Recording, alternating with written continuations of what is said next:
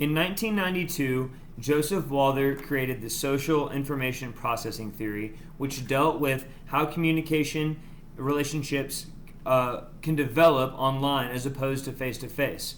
It was contrary to popular belief at the time, but his theory suggested that relationships could be developed just as fulfilled as they could online as they could be in face-to-face relationships. As I said, this contradicted many theories at the time, especially media richness theory and social processing theory, both which said that online messages don't carry the same type of meaning that face-to-face messages do, and that computer-mediated communication was too narrow, as face-to-face communication was more broad, and you could really understand the entire conversation based on reactions and facial expressions and gestures and all of that. A lot of this theory started because Walther,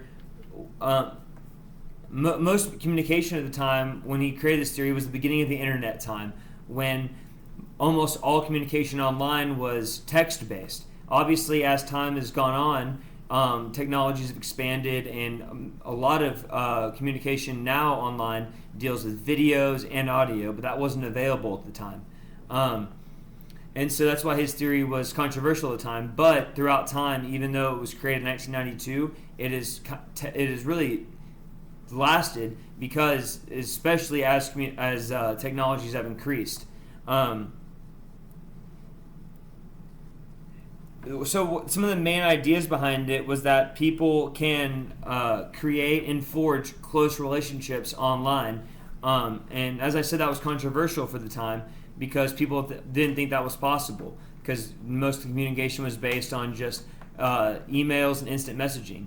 But Walther thought that it didn't necessarily have to be based just on the amount of communication that was taking place between two parties, but it could also just be about the quality and how people interpreted it and how genuine people were being in their messages to each other. He didn't necessarily think that you had to talk to each other a certain amount of time and had to have a certain number of messages between each other. It all what all mattered was the messages actually being sent between the channel between the receiver and the sender and the receiver. And like I said, there was a lot of backlash to this, and people disagreed. In the social processing theory, it was said that online messages just cannot carry the same meaning as face-to-face interactions. And while at the time there may have been more reasoning behind that, because the technologies and just weren't available the same way as they are now, as time has gone on, and technologies have increased between all the different mediums that communication can be based between, it has been even proven more so that it doesn't matter if it's just text-based or video or audio-based. Relationships can be formed very closely. One of the examples used in the textbook talks about Walther's experience with a friend of his that he had that moved to Europe.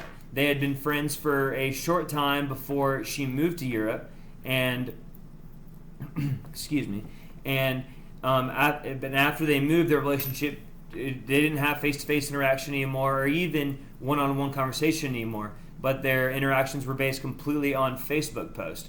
But their relationship was still able to continue and even grow just through the personal posts from each other and getting to learn more about their interests, dislikes, likes, experiences that they each had, which they wouldn't have necessarily even talked about in person, but were able to be expressed online.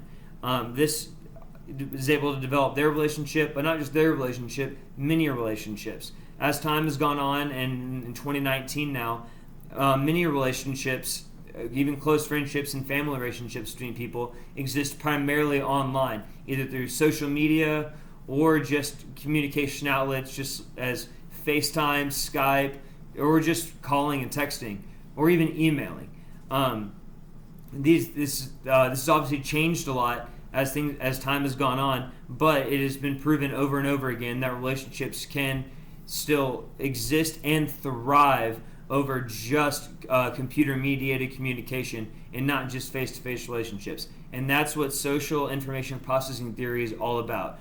Joseph Walther believed that it didn't have to be just face-to-face interactions that could develop deep relationships, but that as long as two people were attempting to communicate genuinely and thoroughly, that relationships could succeed and grow even without any dealing with each other.